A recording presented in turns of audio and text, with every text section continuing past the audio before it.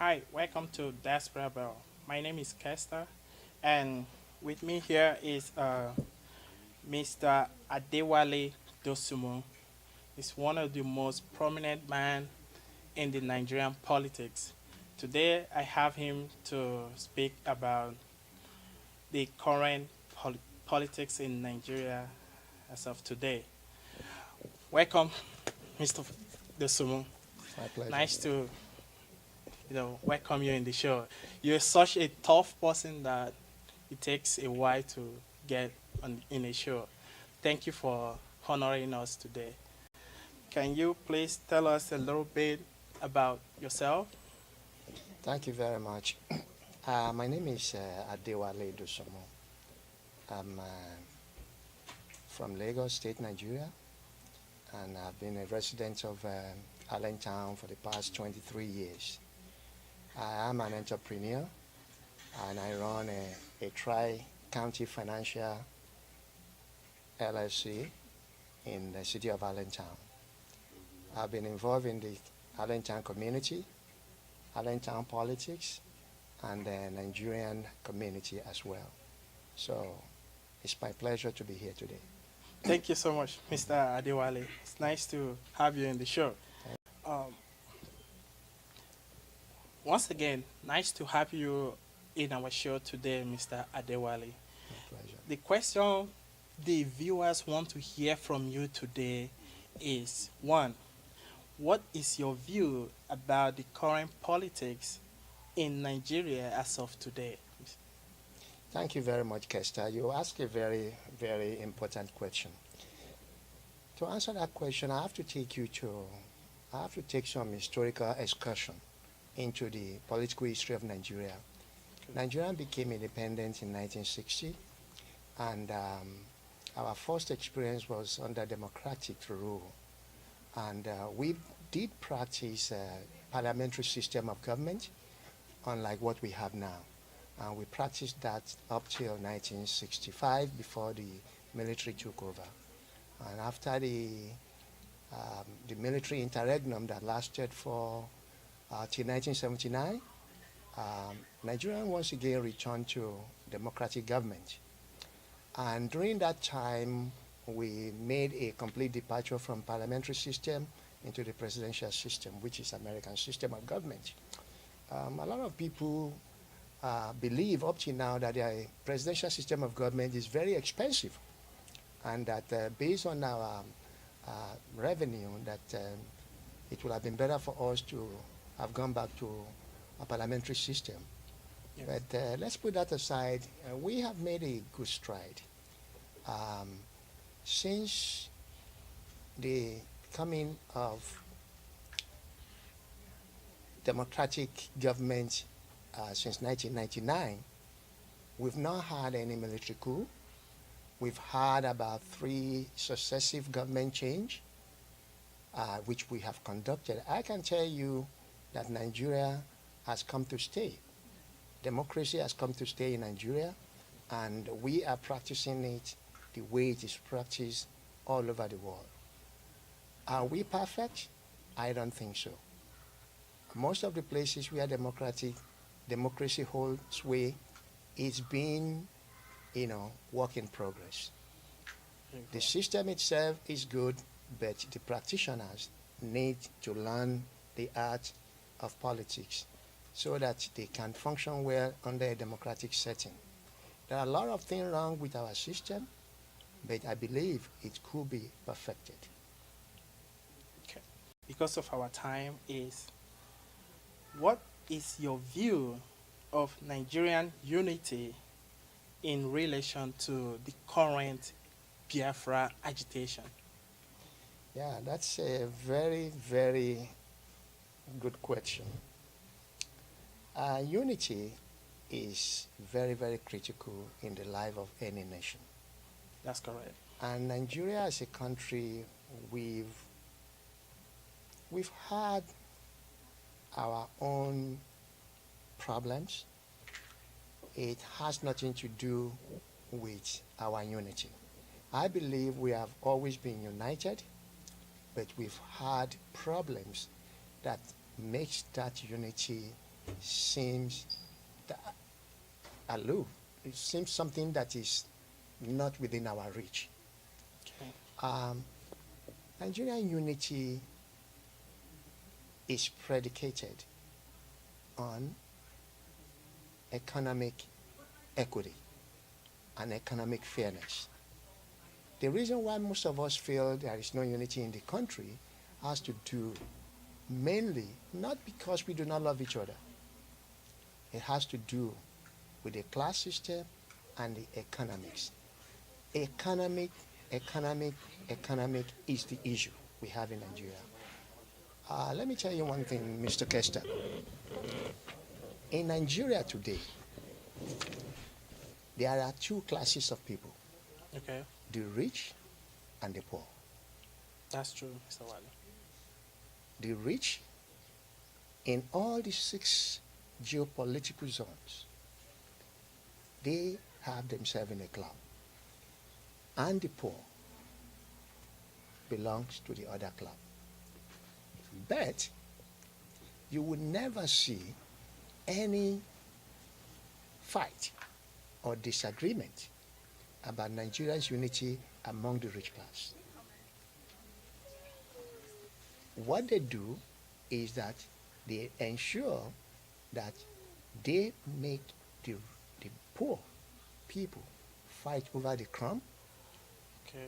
and fight for them, fight their fight without the poor class knowing that they are fighting the fight of the rich guys. That is what is going on in Nigeria. The issue with Biafra agitation is purely economic in nature. And I said something before, there must be what we call economic justice, socio-political economic justice. Some section of Nigerians believe they have been shortchanged, they are marginalized, and as a result of that, things got to change. To be candid with you, everybody has been marginalized in Nigeria. It's not only the Igbo that is marginalized. The Yorubas have been marginalized. Believe that. The Ichekiris have been marginalized. The Edo have been marginalized. The Ijos have been marginalized. The what do you call it? The chiefs have been marginalized. The people in Southern Sharia have been marginalized. All over. But the problem is economic injustice. Nigeria must work for everybody. And the only way Nigeria can work for everybody is that there must be social, political, and economic equity. That is what we do not have now. And the more the poor people continue to fight against themselves, the more they continue to kill themselves for the rich people are not going to fight themselves. They're going to leave you to fight their fight. And that is what is going on in Nigeria.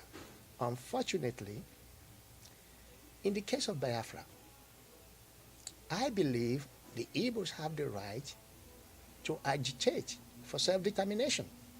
They have the right. It's not only happening, it happens in Spain, Catalonia. They just had one. In Turkey, and some part of Iraq, they're having one there. So it's something that is going all over the world. Self-determination is the right of everybody. But unfortunately, go back to what I said before about economic equity.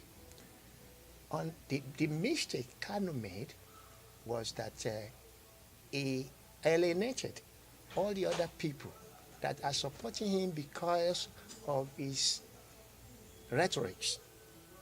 You know, you don't chase people that are on your side away. And Yes. that was one of the undoing. So it's well within the right of able people, but everything has to be done within the confines of the law of Nigeria. Thank you so much, Mr. Wale, for such an important information. I believe my audience will be glad to hear this from you.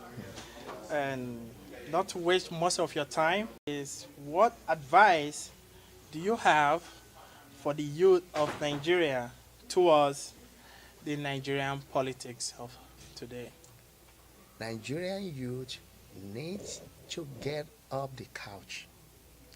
They need to be active. They need to participate. This is the period where the youth advocacy needs to be in the forefront. Nigerian youth need to ask for accountability from their leaders. You see, the problem in Nigeria is that every 4 years we go to polls, we vote, and everybody go home. We don't ask questions, we don't do anything. And these people know that they are never held to account for the position of authority that is given to them. So they know nobody is going to come.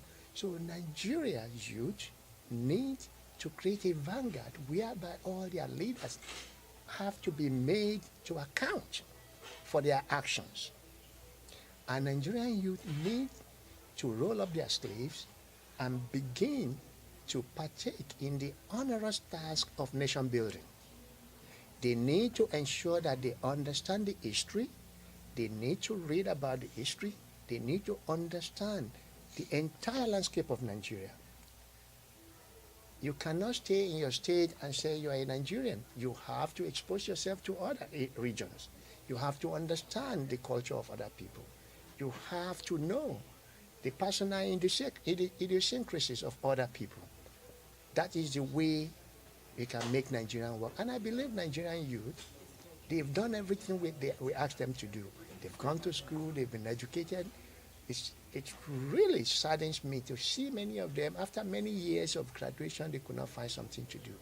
I think Nigerian youth need to de-emphasize from the idea of 9 to 5 hours work a day. They need to look towards entrepreneurship. They need to think out of the box and be their own employer. That's my advice for them. Thank you so much, Mr. Adewale. That is a very good, important message for the youth out there. And, today, a non-profit organization, based on what you said about how diaspora is supposed to react to politics in Nigeria, today one of these organizations named Nigerian Association of Diasporans in Pennsylvania. Napa. Yeah, Napa. We are celebrating Nigerian 57th independence today. Do you have any valuable information to share with the audience that are attending here today? And how can you add more important keynote to organizations such as this one that is celebrating Nigeria 57th independence? Thank you very much, Kester, for that question. Let me begin by saying that NIAPA, Nigeria International Association of Pennsylvania, was a child of necessity that was formed in the year 2004. It was put together by friends that found themselves in the Lehigh Valley in Pennsylvania, and we all came together and said, it's okay, let us use this as a social platform whereby we relate with one another. Yeah. And ever since that time, it kind of metamorphosed into what it has become today. And I thank God for where the association is today. And as I was one of the founder of the organization, and actually I was the second president of the organization. And from the time I served as the president of the organization to where it is today, I can only thank God for the strides we have made since that time. We've gone a long way. But I would say that NIAPA is an organization that is made up of people from all the geographical zones of Nigeria. And we found ourselves in Lehigh Valley, and now we have spread our tentacles to all the other areas of the state of Pennsylvania and beyond. And we are an organization that is trying to be relevant in our community. We are doing everything possible to be part and parcel of the community where we reside and where we have our children, where we make our living. Okay. Or we have done a lot of things to be part of this community. Okay. We have an inclusion program whereby we go out Okay. and participate and help, organizations that have created niche in some areas. We don't want to recreate the wheel. So what we do is that we just go out there, help these people, help in the food kitchen, the soup kitchen, homeless, and all these things we do that. But there are a lot that we still need to do. Yeah. One thing that I believe we need to do, that NIAPA is going to do now, is that in the area of integration and immigration, as a lot of people are coming from Africa and Nigeria into this community, one thing that is very, very common is that there is tendency for Africans not to assimilate. That's true. That tendency, they want to just stay within their community, they want to stay within their cocoon, they don't want to venture out. We are not doing that. We are in integration mode. We want to assimilate. Assimilate socially, politically, and economically. Okay. We are focused now to be relevant in our community. We want to take part in politics, Okay. economic development, because we believe all politics and all initiatives are local. They are local. They start from the local before it becomes national. Yes, I believe that. So, and we want to be part and parcel of our community in Lehigh Valley, and that is what we are doing. We want to integrate, we want to assimilate, and as we do that, we want to take our culture with us so that we can showcase our culture and what and who we are in the diaspora.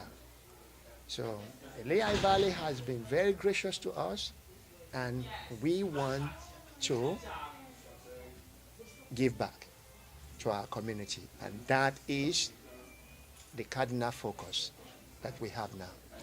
I strongly agree with you, Mr. Adewale Dosumu. Thank you for sharing your view in Diaspora Bell, and for NIAPA. We really appreciate to have you in the show today, and also we thanks the viewers for watching the interview. We hope you join us again for our next episode. Thank you so much, Mr. Adewale. Thank you very much, Kester. Nice to meet you. Nice to meet you too. Yeah.